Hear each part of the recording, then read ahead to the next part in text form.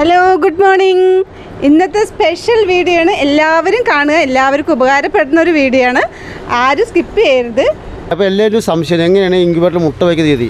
അപ്പോൾ നമ്മുടെ രീതിയാണ് നമ്മൾ നിങ്ങൾക്ക് പറഞ്ഞു. നമ്മൾ ഇൻക്യുബേറ്റർ വാങ്ങുന്ന ആൾക്ക് നമ്മൾ വെള്ളം വയ്ക്കുന്നതും അതിൻ്റെ ഫുൾ കാര്യങ്ങളാണ് നമ്മൾ ഇന്നത്തെ വീഡിയോ. അപ്പോൾ നമ്മളിത് 100 കോഴിമുട്ട വയ്ക്കുന്ന ഇൻക്യുബേറ്റർ ആണ് കേട്ടോ. 100 കോഴിമുട്ട വയ്ക്കുന്നതിൽ ഒരു ഫാനും ഒരു ബൾബും അതിൻ്റെ ആവശ്യമുള്ളൂ ഇതിനകത്ത് കേട്ടോ. നല്ല റിസൾട്ട് കിട്ടുന്ന ഇൻക്യുബേറ്ററാണ്. അപ്പോൾ നമുക്ക് ഇതിനകത്ത് ആദ്യം ന്യൂസ് പേപ്പർ വിരിക്കണം. News paper വിരിക്കുന്നുണ്ട്.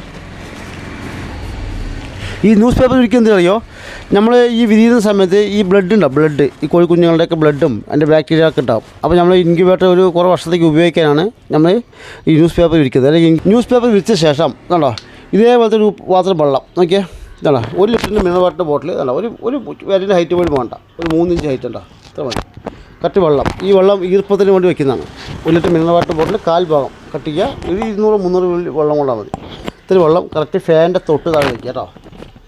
ഓക്കെ, ഈ ഫാനിൻ്റെ തൊട്ട് താഴെ വെള്ളം വെച്ചില്ലേ, നമ്മൾ ഇനി ചെയ്യേണ്ടത് ഇതാ വെള്ളം. ഓക്കെ, ഇനി നമ്മൾ മുട്ട കേട്ടോ. വളരെ ചെറിയ മുട്ടയൊക്കെ ഉണ്ട് അതിൽ കണ്ടോ. നാടൻ മുട്ട പറയുമ്പോൾ 60 ഇത്രയൊക്കെ ഉള്ളൂ.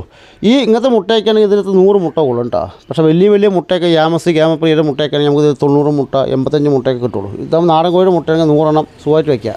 അപ്പോൾ ഇത് 55 മുട്ടയുണ്ട്. നമുക്ക് ഈ മുട്ട വെച്ച് നമുക്ക് ഇതിൻ്റെ വയ്ക്കുന്ന രീതി ഞാൻ കാണിച്ചാൽ കേട്ടോ. വെച്ചു ഫുള്ള് നിരത്തി വയ്ക്കുക.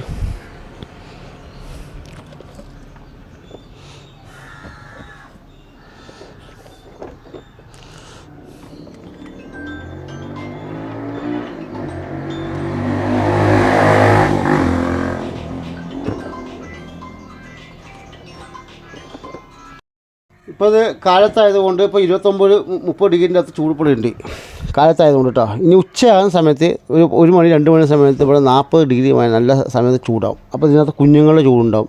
അപ്പോൾ ഇൻക്യുബേറ്ററിൻ്റെ മറ്റേ ഷീറ്റ് ചൂടാകുമ്പോൾ നമുക്ക് റിസൾട്ട് കിട്ടാൻ ഭയങ്കര പ്രയാസമാണ്. അപ്പോൾ നമ്മൾ ചെയ്യേണ്ടത് പരമാവധി തണുപ്പുള്ള സ്ഥലത്ത് വയ്ക്കുക. തണുപ്പുള്ള ഭാഗത്ത് ഇൻക്യുബേറ്റർ മുട്ട വയ്ക്കുക, വിരിയിപ്പിക്കുക. ഷീറ്റിൻ്റെ റൂമിൽ പരമാവധി വയ്ക്കാതിരിക്കുക. വേനൽക്കാലത്ത്, മഴക്കാലത്ത് വെച്ചാൽ കുഴപ്പമില്ല. മനസ്സിലായില്ലേ? ഈ 1-2 കാര്യങ്ങൾ ശ്രദ്ധിച്ചാൽ നമ്മൾ നല്ലതാണ്. അപ്പോൾ ഈ വെള്ളം കഴിയാറാകുമ്പോൾ ജസ്റ്റ് ഈ വെള്ളം കഴിയാറാകുമ്പോൾ ഒന്ന് ഒഴിച്ചു കൊടുക്കുക. ഇതിനകത്ത് മെയിൻ പണി ഓട്ടോമാറ്റിക്കും മാനുവലിൻ്റെ പ്രത്യേകിച്ച് പണിയെന്നറിയോ, ഇത് ഈ 5 വെല്ല് വയ്ക്കുക. ഇതാ ഞങ്ങൾ തിരിച്ചു കൊടുക്കുന്ന പണി മാത്രമേ ഉള്ളൂ. വേറെ ഒരു പ്രത്യേകിച്ച് പണി ഇതാ 1/2 മിനിറ്റ് പോലും വേണ്ട. അതൊക്കെ ഇതാ ജസ്റ്റ് ഇതാ കണ്ടില്ലേ, ഇതാ ഞങ്ങൾ തിരിച്ചു കൊടുക്കാനുള്ള പണി മാത്രമേ അതിനും ഇതിനകത്ത് വ്യത്യാസമുള്ളൂ. പക്ഷേ ഇതിനകത്ത് നമുക്ക് നല്ല റിസൾട്ട് കിട്ടും. നമ്മളത് എത്രയും പെർഫെക്റ്റായിട്ട് നമുക്ക് കാൽവേഷൻ ചെയ്തിട്ടുണ്ടാവും. ഓരോ മീറ്റർ വെച്ച് 4 ഭാഗത്തും ചൂട് സെറ്റ് ചെയ്ത് എല്ലാ ഭാഗത്തും ചൂട് സെറ്റ് ചെയ്ത് കൃത്യമായിട്ട് നമുക്ക് കൊടുക്കുന്നതാണ്. നമ്മൾ ബോക്സ് ഇവിടെ ഉണ്ടാക്കുന്നതാണ്.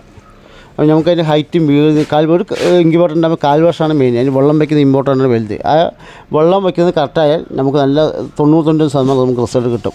വയ്ക്കുന്നത് നമ്മുടെ ഇൻക്യുബേറ്ററിനകത്ത് 2 ഫാൻ 2 ബൾബ് വരിക. 200 മുട്ട വയ്ക്കുന്ന ഇൻക്യുബേറ്റർ 2 ഫാൻ 2 ബൾബ്. അപ്പോൾ ഇതേപോലത്തെ ഒരു വെള്ളം അപ്പുറത്തെ ഫാനിൻ്റെ കൂട്ടി എക്സ്ട്രാ വയ്ക്കുക.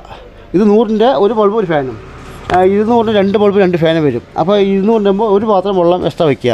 ഒരു ബൾബ് എക്സ്ട്രാ ഇട്ട് കൊടുക്കണം. നമ്മൾ 2 ബൾബും 2 ഓർഡർ ഇട്ട് കൊടുക്കുന്നത്. ആ 2 ബൾബിലും 2 ഓർഡർ 2 ബൾബ് ഇട്ടുക. 2 ഫാൻ ചോട്ട് 2 പാത്രം വെള്ളം വെച്ച് കൊടുക്കുക. നല്ല കറക്റ്റ് ഈർപ്പവും കാര്യങ്ങളൊക്കെ അതിനകത്ത് കിട്ടും. എല്ലാവരും വീഡിയോ കണ്ടോ? എല്ലാവർക്കും വീഡിയോ ഇഷ്ടമായോ? ഇഷ്ടമായെങ്കിൽ ഞങ്ങളെല്ലാവരും സപ്പോർട്ട് ചെയ്യണേ.